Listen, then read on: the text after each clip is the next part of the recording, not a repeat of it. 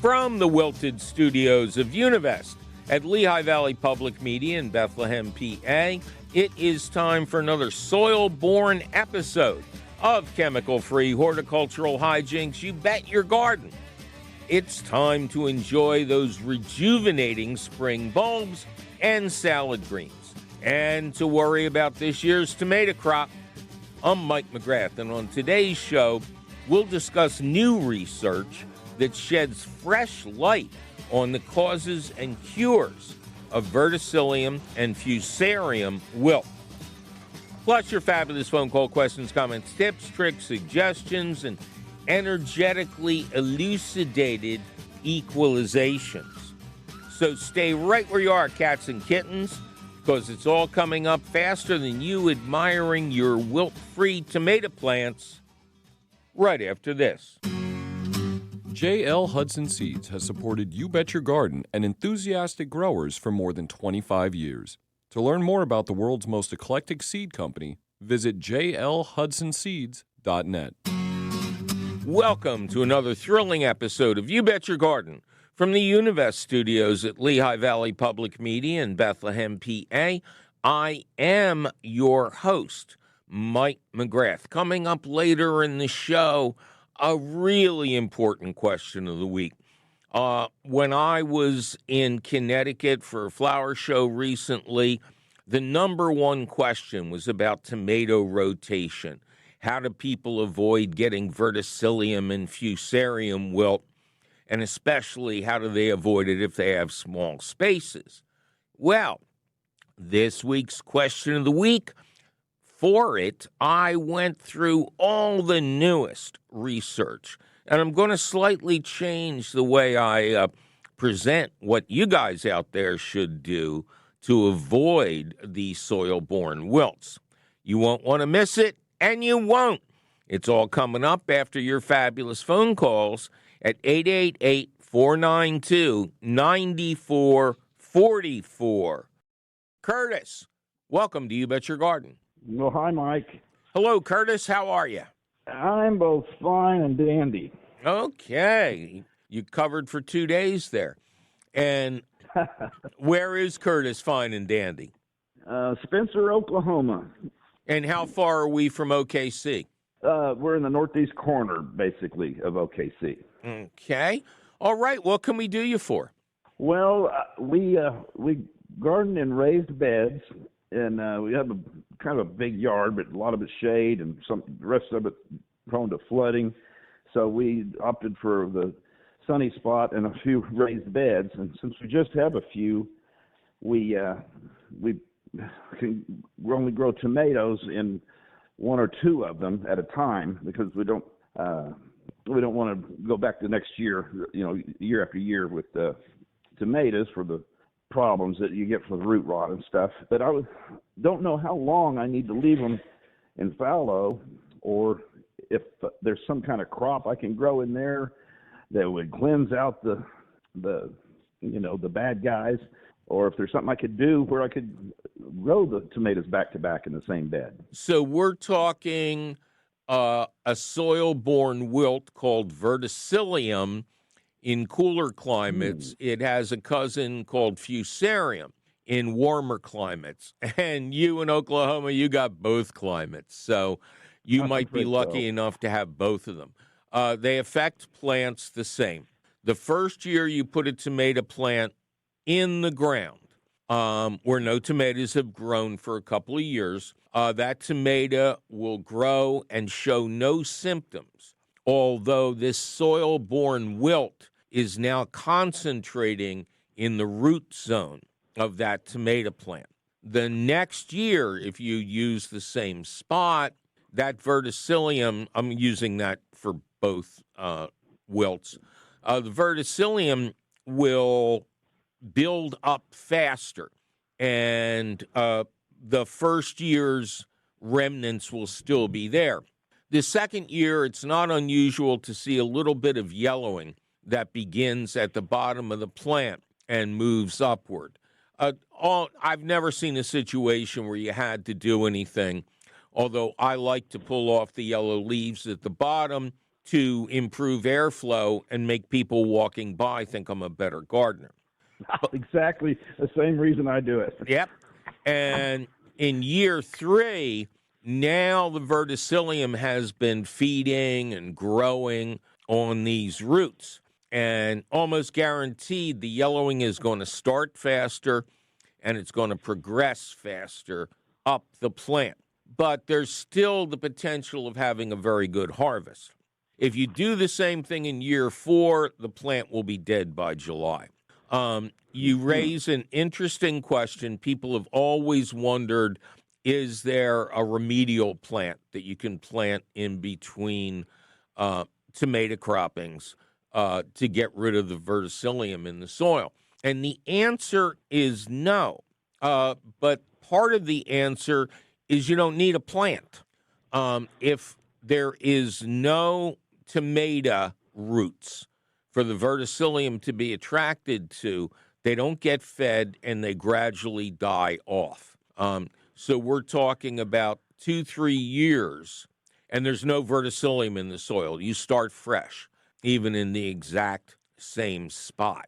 It's very important to make sure you have sturdy plant markers that will stand the test of your ferocious weather, and you'll be able to see where they were. One thing I learned to do years ago is at the end of the season, I grew in circular tomato cages. I pulled the tomato plant out and composted it, but I left the cage in place, and I filled it with shredded leaves, which would mat down and, compost over time.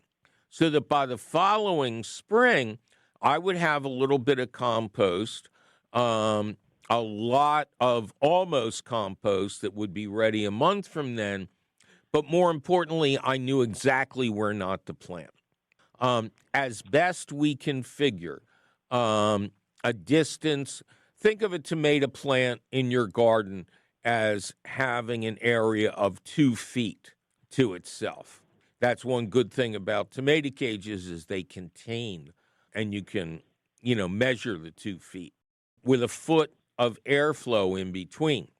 But if you've got 2 cages and you've got like a 4x8 bed or bigger, you can plant tomatoes in the same bed, but not the exact same spot, which is why I like leaving my tomato cages up so I don't have to guess where that is, because I'm a very poor guesser.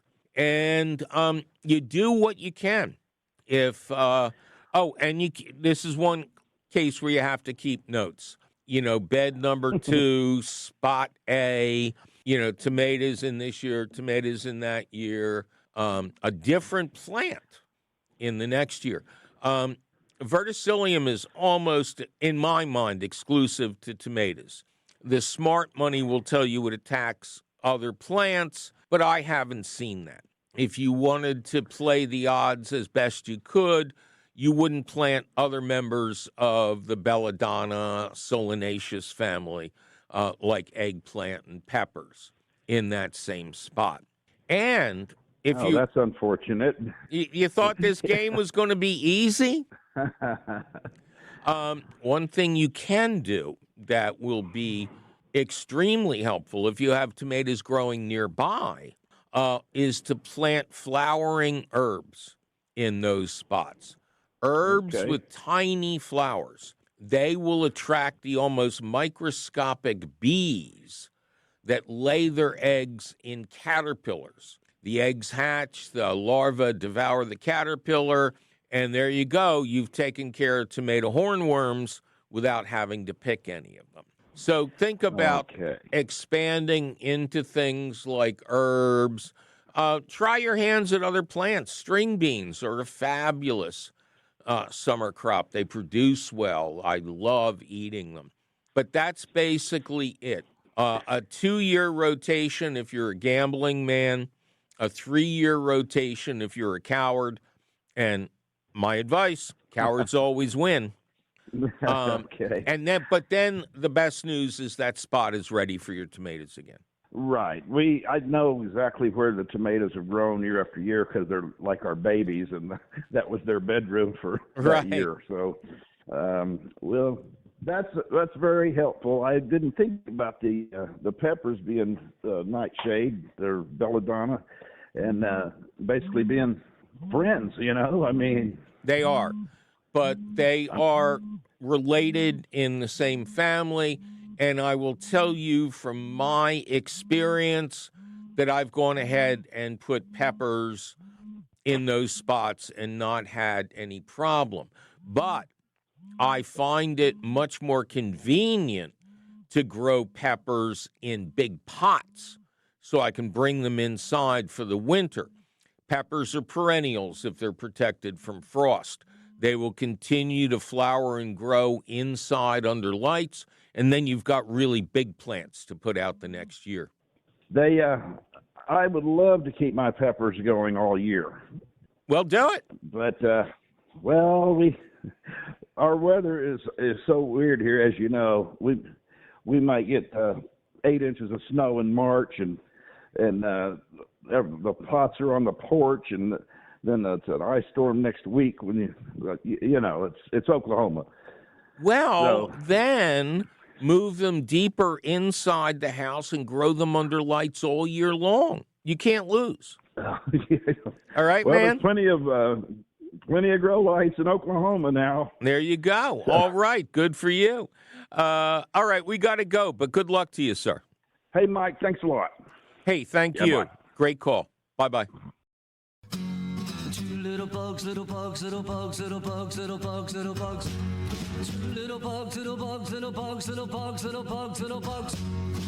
Little bugs, little bugs, little bugs, little bugs, little bugs, little bugs. Little bugs, little bugs, little bugs, little bugs, little bugs, little bugs.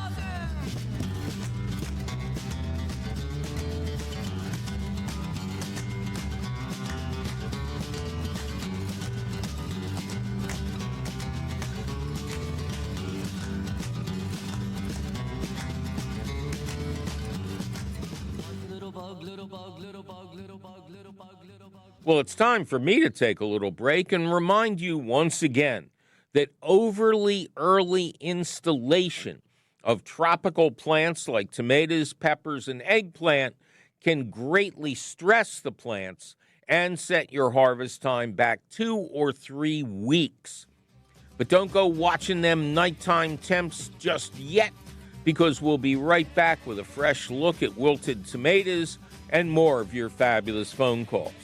I'm Mike McGrath, and you're listening to You Bet Your Garden from the Univest Studios at Lehigh Valley Public Media in Bethlehem, PA.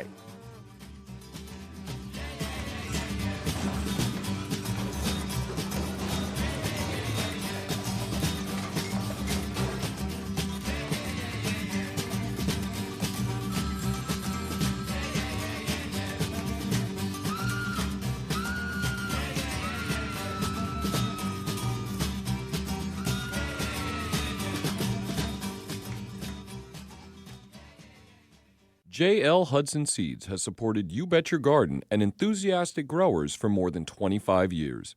To learn more about the world's most eclectic seed company, visit jlhudsonseeds.net. Welcome back to another thrilling episode of You Bet Your Garden from the Univest Studios at Lehigh Valley Public Media in Bethlehem, PA. I am your host, Mike McGrath. Coming up later in the show, very important new information about the wilts that strike tomatoes planted in the same location. Well, we've kind of come up with a different way to look at this. So if you're going to grow tomatoes this summer, and if not, why not? You better stay tuned. In the meantime, your fabulous phone calls at 888-492-9444. 888-492-9444. Amanda, welcome to You Bet Your Garden. Hey, Mike, how are you? I am just ducky, thanks for asking. How is Amanda? Oh, I'm just ducky too. And you're I'm so excited to be talking to you. and you're ducky on Long Island. That's right. Okay. So my sound engineer has a question for you. In high school, was it? He knew a girl named Jessica Lombardo. Janice? Okay. Ring a bell? Well, Lombardo is my married name. Okay. So, no, it does not ring a bell. Okay, so we have to ask your I wish spouse. I had. Never mind. Okay. All right. What can we do you for? Okay, so my father-in-law sent us 2 Fuyu persimmon trees. They're about 4 feet tall. They're grafted on some sort of rootstock. And I know Fuyu persimmons self-pollinate, but we have to, and I believe that it helps them have more growth if you have 2 planted near each other. I'll just stop you. I'll just stop you there. Go ahead. Even self-pollinating plants do better if there is another pollinator around. With a friend. Go ahead. Okay, so if I plant one in my front yard, can I plant one in the backyard? Is that close enough, or should they be within a certain amount of space? Well, no offense. I know I'm going to offend a lot of people out there. The persimmon is not the world's most beautiful tree. You know, I've seen pictures. Yeah, exactly. So why would you want to put it in your front yard? I guess like a little privacy screen. It's thin sticks. It's not going to give you any privacy. Okay. So All right, so both in the backyard. Got it. both in the backyard. And are you sitting on these things now? Are they in boxes? What's going on? They're in about a 3-gallon pot. Yeah. Okay. When did you receive them? 3 or 4 weeks ago. And I've been how? watering them. Oh, They're God. budding. What kind of dormant plants? They're not house plants. They haven't started yet. You don't want to screw them up before you get a chance to do that deliberately. So how are they being stored? What's the environment? Where are they? What's the temperature? I have them outside now. It's in the 60s. I had them indoors for a little while until I started seeing buds forming, and then I kind of transitioned them to the outdoors when it started warming up a little bit, and they've been outside for like a week now. Oh, God. Okay, so, man, you really Hold on. dove in. Well, no, but, it's not going to stay in the 60s. Yeah. Do you have Can I bring them in at night? Well, they shouldn't have been out in the first place. So, Okay. But that's okay. That's why I'm here. If people didn't make mistakes, I'd have to work for a living. Now, is there a sunny place inside, like near a south-facing, east-facing window? Yeah. Okay. Yeah, south-facing window. And you've been watering them because they're in pots. Have you done... Yeah, just so they're not drying. Right. Have you done anything else? No. So bring them inside. They would love to get dappled sunlight. As you know, the hours of daylight are increasing both naturally and artificially, and we have had some ridiculous warm spells. But it's not going to, we're still going to have frosts and freezes and stuff like that. And when these guys have spent a year in the ground, they'll be able to tolerate that. But right now, they're babies, and you've left them out on your own front porch. So bring them inside. As you lift them up, you'll be able to tell if they feel heavy or light. If they feel heavy, enough. Pardon? If they're watered enough. Right. That's how to tell if they're watered enough. So if they are feeling heavy, don't water them again. If they feel really light, put them in a sink with a couple inches of water for an hour and let them irrigate themselves through the drainage holes underneath. Okay.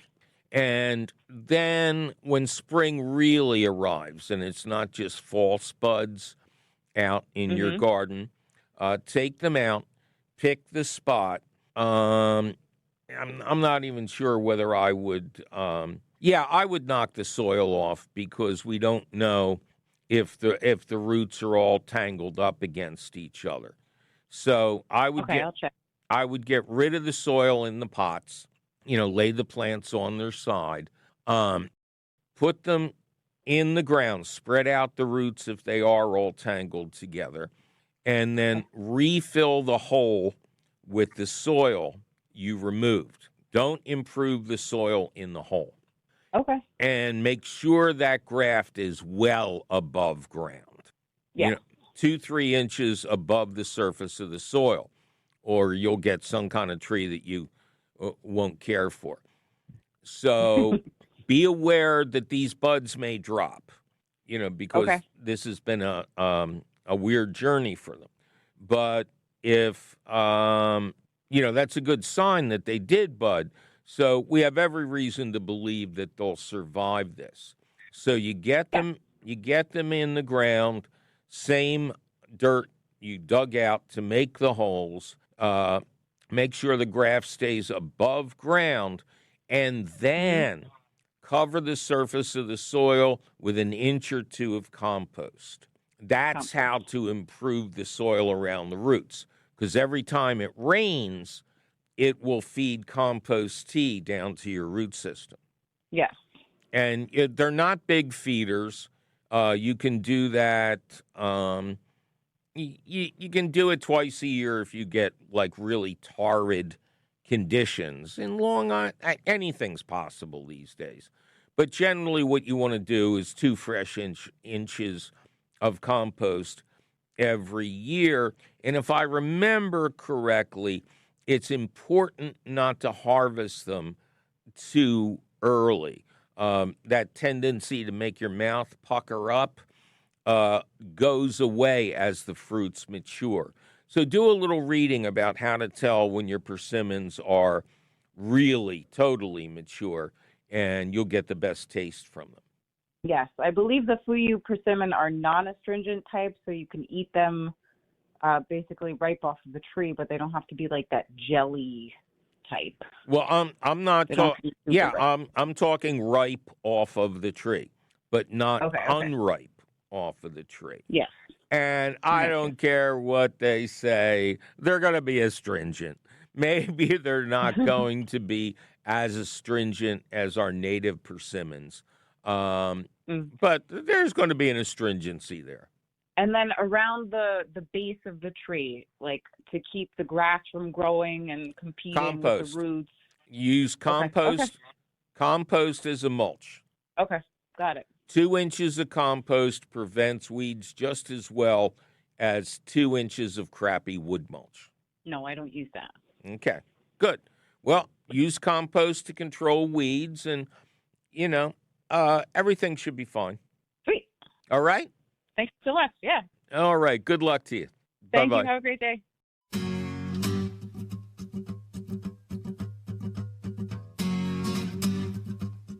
Ron, welcome to You Bet Your Garden. Hey, Mike. Thank you for having me. I'm from Nashville, Tennessee, and happy to be on your show. What can we do you for?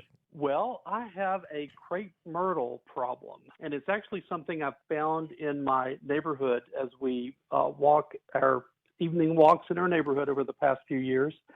And it applies to any size of crepe myrtle. But we'll see a crepe myrtle that will have the tops, instead of being spread out with the branches, they will fold inward, almost like a cone. And this last fall, we noticed this is occurring with one of our large ones. We have about 6 of them. 3 are probably 10 feet. The others are around 20. And they're only, separated in a row, not too far apart, but one of them out of the 3 is folding inward, and just wondered what that could be. Okay. Right away, I'm going to say it's improper pruning, but let me ask you some questions first. Now, there are many forms of crepe myrtle. Back in the day, I only used to see the tree form. Driving to Virginia, for instance, on Route 13 on the Eastern Shore, you would see hundreds of these trees, very tall trees, but with the crepe myrtle flowers up top. Most people in the landscape grow the shrub form, that grows to a certain height, but it has multiple branches and everything like that. So what are we talking about with you? Well, the trees we have are ones we inherited when we bought our property. But as I said, I can't determine if unless the shrubs have the potential of being very tall, I can't provide any insight on shrub versus tree. But I know these are just right at 20 feet. Right. Is there a main stalk or are there multiple stalks? Oh, there's almost trunk-like. There's probably 5 trunks. Yeah, you have upward. Yeah, you have the tree form. That is an old tree. Mm-hmm. How long have you lived there? We've lived here 10 years. The property's 20 years old. Okay. During the time you've lived there, have you done anything to prune your crepe myrtle? Not the large ones. Ooh. Well, they should have been pruned when they were smaller if you wanted to avoid this problem. Because as you notice, once they get to be a certain size, it's almost impossible to prune them correctly. Mm-hmm. So just to make you feel even worse, I'm going to take you back in time, when you first moved in, and what you were supposed to do is in the spring. Crepe myrtles are very slow to grow in the spring, but they're also like the last plants to bloom in the fall. But once they start to show any signs of growing, or even when they're dormant, you're supposed to take them down by the amount they grew the previous year. So let's say you have a 5-foot plant, 5-foot tall plant that grows 2 or 3 feet of flower heads. Every spring or even late winter, you're supposed to cut that back to the original 5 feet. Then you get the flowers and everything's at eye level. I think you'd probably have to hire somebody to get up there and clean out the mess. You generally don't see this, but if a tree is left to its own devices, it doesn't care what it looks like. Oh, and did it bloom well last year? Yes, it did. They always bloom very well. And so then from one aspect, I have to ask you, what's the problem? I think just the looks. Now, this year it could be a different story because this happened late in the year where we started seeing when the leaves were off of the trees. Right. We noticed that this folding began. Mm-hmm. So this year is a little early to tell. Yeah. If you were of a mind to and you hired an arborist to go up to the top, they could cut off, you can cut a crepe myrtle down to the ground, but that's also called crepe murder. Right. Because then you have this big stump and you have a small, small trunk of new growth coming out of it. Although I think if you want things to be neat, if you want a better view of the flowers and you're willing to hire somebody, then I would say have it cut down, by a third. If it's 20 feet tall, take it down to 12, 14, 15 feet high, and it will rebloom. You can't kill these things once they're well established. And then every year after that, hopefully you can get it down to where you can do it. You could gradually reduce the size, and the difference between the rootstock and the flowers up top would not be so dramatic. Well, very good. Thank you so much. All right. Well, thank you, sir, and have a lovely season. Say it.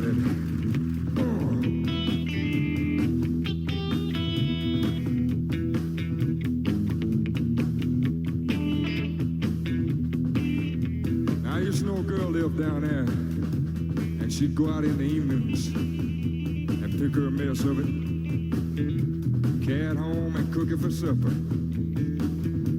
And it was if she had any leftovers, she dried out and smoked it. But she did all right. Now down in Louisiana, where the alligators grow so mean, there lived a girl that I swear to the world made the alligators look tame. Oh, Salad Annie. Oh, Salad Annie. Well, it's time for me to take a little break and remind everybody out there that you don't put cold-sensitive crops in the ground until nighttime temperatures are reliably in the 50s. Ignore daytime temperatures. Nighttime is the right time. But don't go protecting your peppers, tomatoes, and eggplants from having a poor childhood education just yet, because we'll be right back with a fresh look at wilted tomatoes and more of your wilted phone calls. I'm Mike McGrath, and you're listening to You Bet Your Garden from the Univest Studios at Lehigh Valley Public Media in Bethlehem, PA. This is 91.3 FM, WLVR Bethlehem, WLVR.org. Welcome back to another thrilling episode of You Bet Your Garden from the Univest Studios at Lehigh Valley Public Media in Bethlehem, PA.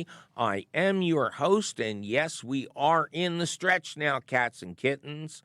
In just a little bit, I'll deliver new and important advice and a whole new perspective about how to avoid verticillium and fusarium wilts that can attack tomatoes that are grown in the same spot year after year.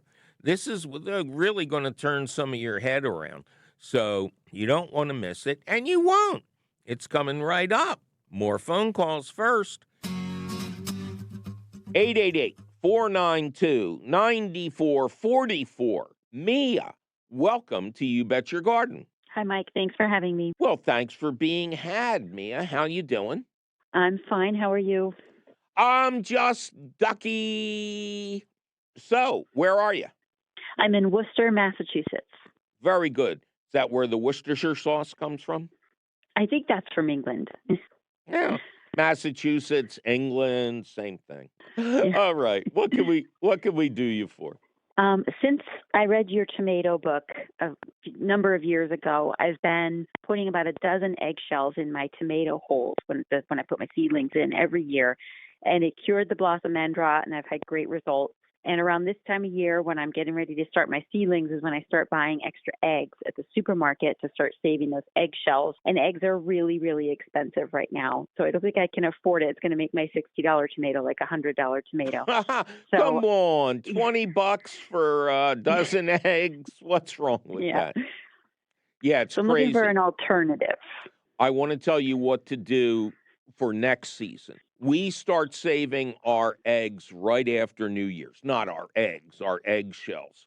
We crack them open, we use the eggs, we put the shells back in the carton, leave the carton lid open 24, 48 hours, they're air dried, and then we put them in a special place where we know they'll be when planting time comes around.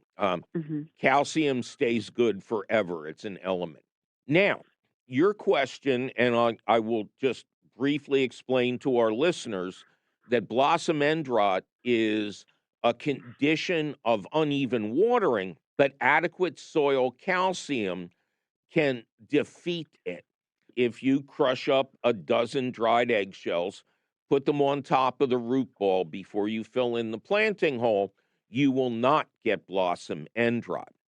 But over the years, vegans, people who are allergic to eggs, have asked me what the alternatives are.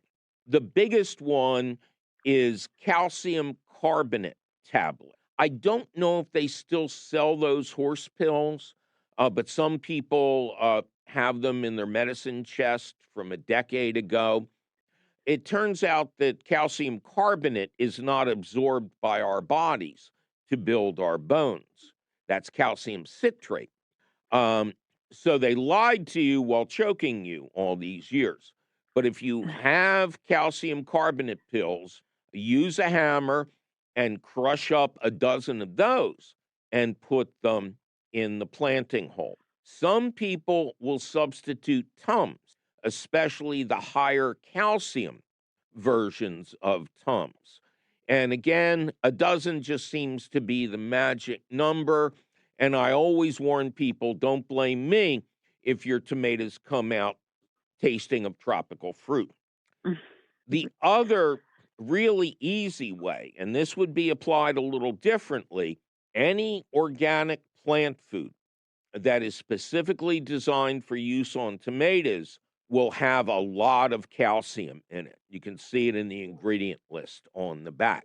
So in this case, you would drop the tomato down into a deep hole to allow the auxiliary roots to grow off the stem. You would fill in the hole with the same soil you dug out. Then you would spread the pelletized tomato fertilizer on top of that soil and then cover that with 2 inches of soil or compost to help it get activated and down to the roots. Any of those things will prevent your blossom end. Okay, great. This is very helpful. Thank you. Oh, my pleasure. Thank you. And I hope you have a good season. Thank you. You too. All right. Bye-bye for now. Bye-bye. All right. As promised, it is time for a very special question of the week, which we're calling New Thoughts on the Soil Borne Wilts that Terrify Tomatoes. Frank in Warriors Mark, PA, which is near Penn State, writes, my wife and I enjoy fresh tomatoes, but our garden has limited space. And the general advice is not to grow tomatoes in the same location every year because of soil-borne wilts, or at least to skip a year or two growing them. Might adding beneficial bacteria, such as mycostop or root shield, be helpful? The answer to your actual question is no. No product, organic or natural, can do that. But there are some cultural conditions you can provide that may help a lot. Now, there are several pathogens that cause tomato plants to wilt. The biggest two are verticillium, which strikes mostly in cool, wet soils, which is yet another reason not to rush the season by planting early, and fusarium, which prefers warmer and more humid conditions. However, and this is important, both diseases can strike in any region. I wanted to freshen up my answer to this perennial question, so I delved into the most recent research from the Department of Plant Pathology and Ecology in New Haven, North Carolina State Extension, Clemson University, and the University of California at Davis. I learned that it might be possible to grow tomatoes in the same space for a while without rotating. Most of the newer information I encountered mostly talked about what to do after plants become infected, which is to destroy those plants promptly, clean the surface of the bed, and then, yes, abandon that spot for tomatoes and eggplant for several years. But you might not need to do that if the symptoms don't show up in the first place. Now, about those signs and symptoms. This is from the researchers at New Haven. Fusarium is a systemic vascular disease. The pathogen enters tomato plants through their roots and colonizes the plant's vascular tissues, which clogs everything up and causes drooping of leaves. Those leaves often turn yellow, the affected plants become stunted, and production is poor. Infection is caused by wounds from cultivation, so be careful weeding, or non-beneficial nematodes feeding on roots, which occurs mostly in the South. The optimum conditions for this disease development are sandy, acidic soil, an incredibly low pH, and high levels of nitrogen fertilizer. The pathogen can survive many years as dormant mycelium in plant debris and in the soil without a host plant. Resistant varieties and grafted rootstock are the prime methods of prevention. Seeds and plants labeled with the letters V and F are resistant to both wilts. Grafted tomatoes, which is an excellent act of prevention here, take the tomato you want to grow and graft it onto the rootstock of a variety known to be extremely wilt resistant. Always keep that graft above the soil line. Never cover the graft. If disease does strike, rotate tomatoes and other solanaceous crops out of that space for 4 or 5 years to reduce the inoculum level in the soil. Prevent movement of infested soil clinging to machinery, transplants, vehicles, tools, and stakes. As there is no cure for fusarium wilt, remove and destroy diseased plants from the field or garden when it is confirmed. Do not place them in a compost pile. Raise the soil pH to 6.5 to 7 if it's low. That's the neutral range. Fertilizers containing calcium can reduce disease severity. Hey, just like it prevents blossom end rot. We move on to Clemson, talking about verticillium. The first symptoms appear when fruits begin to mature. Lower leaves turn yellow, sometimes on one side of the plant or one side of a branch. This is followed by leaf and stem wilting. When an infected stem is split lengthwise, you will see browning close to the skin. It is this clogging of the vascular tubes that carry food and water in the plant that produces the wilting and yellowing. Verticillium proceeds more slowly than fusarium, and the symptoms are more uniform throughout the plant. But both fusarium and verticillium symptoms begin at the bottom of the plant. From the University of California at Davis, verticillium wilt is difficult to distinguish from fusarium, and positive identification may require cultivating the fungus in a laboratory. Verticillium wilt seldom kills tomato plants, but it does reduce their vigor and yield.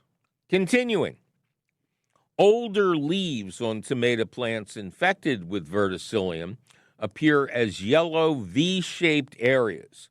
The leaf progressively turns from yellow to brown and eventually dies. Older and lower leaves are the most affected. Sun-related fruit damage from sun scald is increased because of the loss of foliage. So don't prune your suckers either. You're just removing green leaves. Symptoms are most noticeable during later stages of plant development when the fruits begin to size up. And here's a bunch of recommendations. Incorporate crop rotations. Rotating to non-host plants at 4 to 5 year intervals is advised for disease control. The wide host range of the verticillium wilt pathogen may limit possible rotational crops, but grass and wheat species are recommended. So you can grow your own cat grass there. Discard infected plant material. The fungus can survive for extended periods of time inside plant tissue. Immediate removal of infected plants is necessary to discourage the persistence of the pathogen. It's almost poetic. Grow early maturing varieties. Quick to mature cultivars are likely to begin producing fruit before they completely succumb to disease. This can improve fruit yield in fields with a history of verticillium wilt. Control weeds. Asymptomatic but infected weeds can spread the disease. Fields should be frequently and diligently maintained. So, to sum up, plant in warm, well-drained soil. Don't use fertilizers containing high amounts of nitrogen. That's the first number on the package's listing of the NPK ratio. But do add calcium and maybe some luck.